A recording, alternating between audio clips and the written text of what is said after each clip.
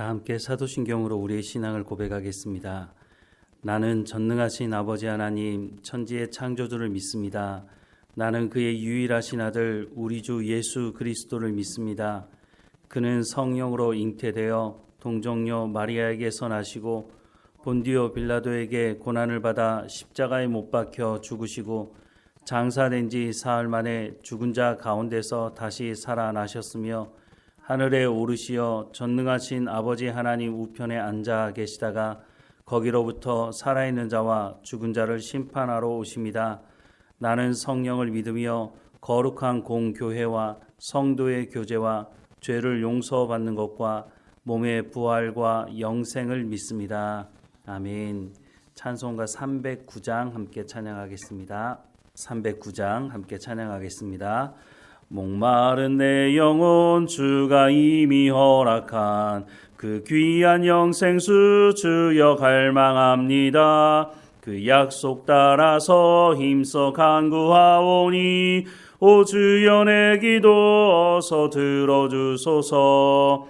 예수의 사랑 예수의 사랑 바다 물결같이 내게 임하니 영광의 물결에 온전히 쌓여서 내 영혼의 기쁨 한량없도다. 주 내게 약속한 금비 내려주시려 은혜의 저구름 건너편에 떠올라 그 귀한 징조가 내게 밝히 보이니 나 힘을 다하여 주께 간구합니다. 예수의 사랑 예수의 사랑 바다 물결같이 내게 임하니 영광의 물결에 온전히 쌓여서 내 영혼의 기쁨 한량없도다. 은혜의 소낙비 지금 흡족히 내려 구원의 큰 강물 흘러 차고 넘쳐서 내 주한 모든 죄 모두 씻어버리니 나 지금 은혜를 충만하게 받았네. 예수의 사랑 예수의 사랑 바다 물결같이 내게 임하니 영광의 물결에 온전히 쌓여서 내 영혼의 기쁨 한량없도다. 그 차고 넘치는 주의 은혜의 물결 힘차게 밀려와 내게 만족합니다. 오 할렐루야로 주를 찬송하오니 내 맘의 기쁨이 항상 충만함이라. 예수의 사랑 예수의 사랑 바다 물결같이 내게 임하니 영광의 물결에 온전히 쌓여서 내 영혼의 기쁨 한량없도다. 아멘. 오늘 하나님께서 우리에게 주시는 말씀은 고린도전서 10장 23절에서 33절까지 말씀입니다. 고린도전서 10장 23절에서 33절까지 말씀 함께 읽겠습니다. 모든 것이 가하나 모든 것이 유익한 것이 아니요 모든 것이 가하나 모든 것이 덕을 세우는 것이 아니니 누구든지 자기의 유익을 구하지 말고 남의 유익을 구하라. 무릇 시장에서 파는 것은 양심을 위하여 묻지 말고 먹으라. 이는 땅과 거기 충만한 것이 주의 것임이라. 불신자 중 누가 너희를 청할 때에 너희가 가고자 하거든 너희 앞에 차려놓은 것은 무엇이든지 양심을 위하여 묻지 말고 먹으라. 누가 너희에게 이것이 재물이라 말하거든 알게 한 자와 그 양심을 위하여 먹지 말라. 내가 말한 양심은 너희의 것이 아니요 남의 것이니 어찌하여 내 자유가 남의 양심으로 말미암아 판단을 받으리요. 만일 내가 감사함으로 참여하면 어찌하여 내가 감사하는 것에 대하여 비방을 받으리요. 그런즉 너희가 먹든지 마시든지 무엇을 하든지 다 하나님의 영광을 위하여 하라. 유대인에게나 헬라인에게나 하나님의 교회나 거치는 자가 되지 말고 나와 같이 모든 일에 모든 사람을 기쁘게 하여 자신의 유익을 구하지 아니하고 많은 사람의 유익을 구하여 그들로 구원을 받게 하라. 아멘.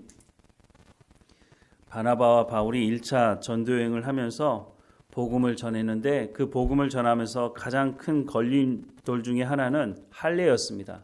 예수님을 영접한 유대인들 중에서 이방인들도 예수님을 믿으면 할례를 받아야 된다 이렇게 주장하는 사람들이 적지 않았던 것으로 보입니다.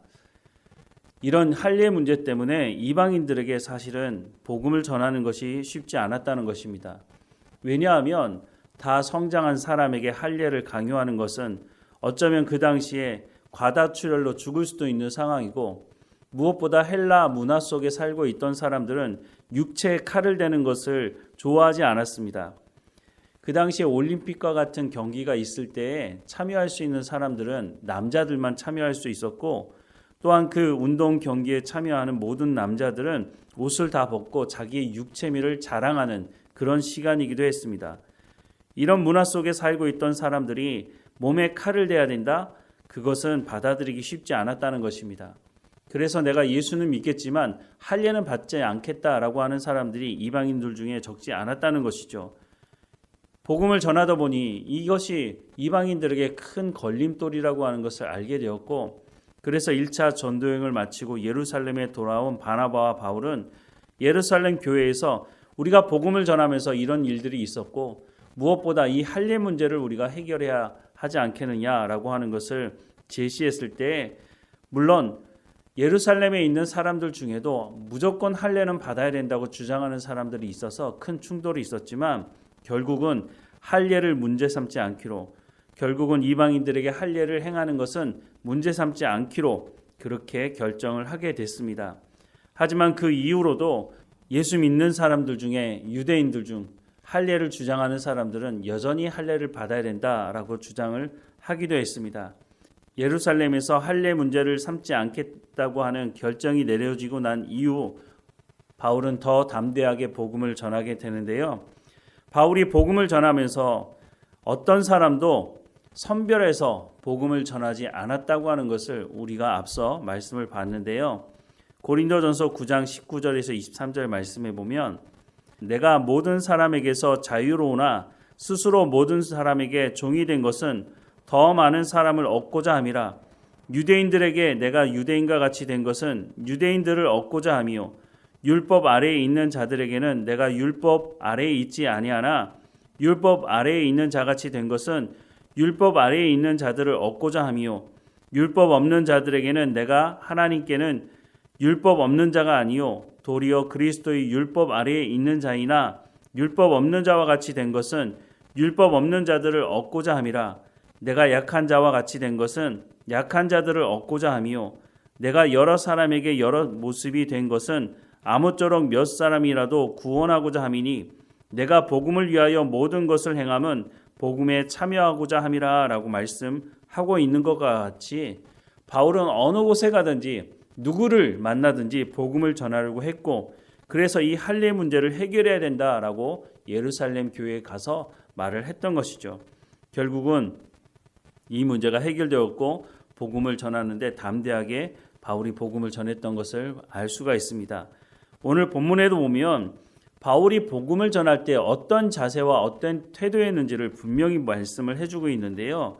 오늘 말씀을 다시 보면 모든 것이 가하나 모든 것이 유익한 것이 아니요 모든 것이 가하나 모든 것이 덕을 세우는 것이 아니니 누구든지 자기의 유익을 구하지 말고 남의 유익을 구하라. 무릇 시장에서 파는 것은 양심을 위하여 묻지 말고 먹으라. 이는 땅과 거기 충만한 것이 주의 것임이라. 불신자 중 누가 너희를 청할 때에 너희가 가고자 하거든 너희 앞에 차려놓은 것은 무엇이든지 양심을 위하여 묻지 말고 먹으라. 누가 너희에게 이것을 재물이라 말하거든 알게 한 자와 그 양심을 위하여 먹지 말라. 내가 말한 양심은 너희의 것이 아니요 남의 것이니 어찌하여 내 자유가 남의 양심으로 말미암아 판단을 받으리요. 만일 내가 감사함으로 참여하면 어찌하여 내가 감사하는 것에 대하여 비방을 받으리요. 그런즉 너희가 먹든지 마시든지 무엇을 하든지 다 하나님의 영광을 위하여 하라. 유대인에게나 헬라인에게나 하나님의 교회나 거치는 자가 되지 말고 나와 같이 모든 일에 모든 사람을 기쁘게 하여 자신의 유익을 구하지 아니하고 많은 사람의 유익을 구하여 그들로 구원을 받게 하라라고 말씀을 하고 있습니다. 앞서 우상 제물을 먹는 문제에 대해서 말할 때도 비슷한 말을 하고 있는데요. 고린도전서 8장 4절 말씀에 보면 그러므로 우상 제물을 먹는 일에 대하여는 우리가 우상은 세상에 아무것도 아니며 또한 하나님은 한 분밖에 없는 줄 아노라 라고 말씀을 하고 있습니다. 우상은 없는 것이고 사람의 손으로 만든 것이니 우상에게 바쳐진 제물을 먹는 것은 문제가 없다라고 말씀을 하지만 이제 막 신앙생활을 하는 사람들에게는 이것이 걸림돌이 될 수 있다고 말하고 있습니다. 그래서 9절과 10절 말씀해 보면 그런즉 너희의 자유가 믿음이 약한 자들에게 걸려 넘어지게 하는 것이 되지 않도록 조심하라.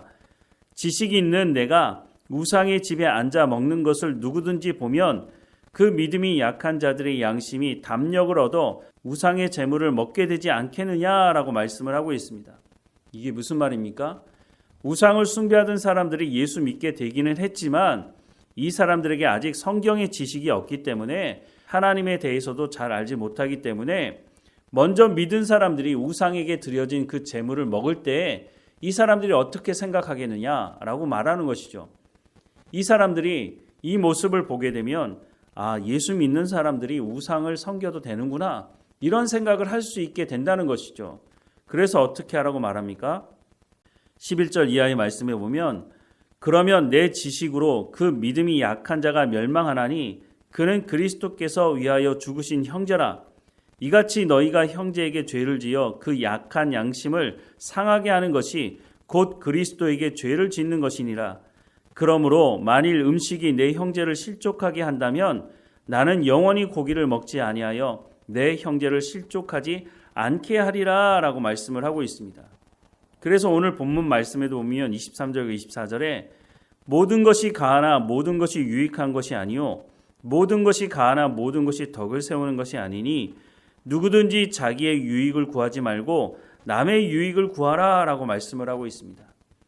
예수님께서 이 땅에 오셔서 섬김을 받으려 함이 아니라 섬기려 하고 많은 사람들을 위해서 자신의 목숨을 대속물로 주려 함이라 라고 말씀하신 것과 같이 바울도 이와 같은 삶을 살아가고 있고 또 오늘 우리에게도 이와 같은 삶을 살아가야 된다라고 말씀을 해주고 있는 것이죠.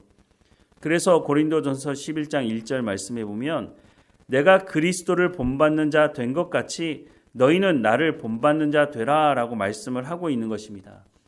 내가 하나님의 말씀을 듣고 순종하는 삶을 살아가는 것과 같이 너희도 먼저 믿는 사람들이라면 이제 막 신앙생활을 시작한 사람들을 위해서 그리스도께서 말씀하신 많은 사람들을 위해서 자신의 목숨을 대속물로 주려 함이라고 말씀하신 그 말씀을 따라서 너희도 순종하며 살아가라고 말씀하고 있는 것입니다.